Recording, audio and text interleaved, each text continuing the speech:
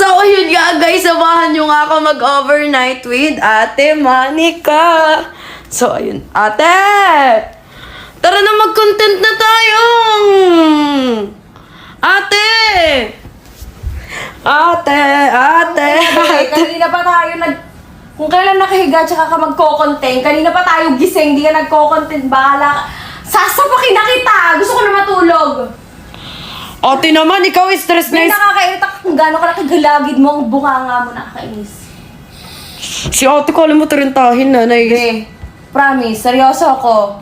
Mag-gums reduction ka nang wala sa oras, seryoso. Antok na ako, kanina pa tayo nag-ano dito.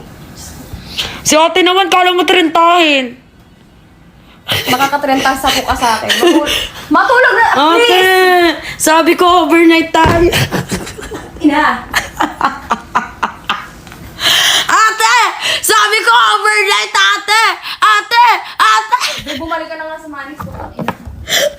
Ate, sabi ko mag-overnight ako with Ate Monica. Ina.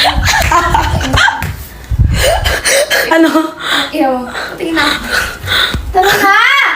Matulog na! Putang ina! Lord! Ay, may lalaki ka dyan sa sira. Seryoso.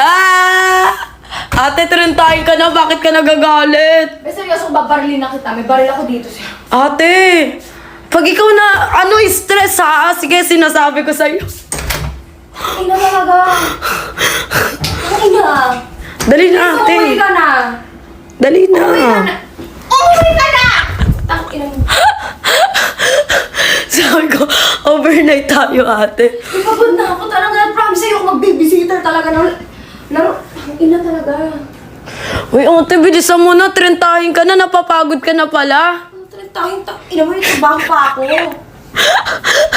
Ate! Please lang, kakahimatay ko lang. Tang ina. Ate, nakarampa yun. Tang ina mo. Yun. Dapat ako pa-practice lang yun. Patay, may ina mo kung magtitilay dyan. Sige na ka, patayin ka na nga. Lahat! Putang ina. Gusto. The flashlight mo, Diyos ko, please lang. Nakakaloka. Okay na yan, ate. Shit, tang ina talaga. Ang cute naman. Ibabash talaga kita, promise. Paano, ate? Ubaran kita na. Ay, nakakairita talaga yung mga bata ngayon. Nakakainis. Wala talaga. Ito na. Sorry na. Natulog na. Huwag niyo na rin idiin si Shelene. Please lang. Yun lang naman ang pinakausap ko bago. Please lang tumupad kayo. Kahit sa comment section, kahit saan. Kung gusto niyo talagang matapos to, tigilan niyo na muna si Shelene. Please lang. Yan ang pinakiusap ko sa lahat. Huwag niyo na dikdikin yung tao. Ultimo ako. Kailangan ko na ng social media detox. Huwag niyo nang pagtulong-tulungan si Shelene sa comment section. Bata lang yan. Bata lang yan. Nagigets ko kung galing sa fans. Pero kung galing sa atin mismo, tayo, hindi ko magets. Kasi wala naman akong ibang hiniling. Yun lang hiniling ko. Nakalayo ako ngayon sa cellphone. Sa totoo lang, nakalayo ako. Halos wala akong kinakausap sa messenger. Mga tumatawag lang sa akin na nasasagot ko. Kaya please lang.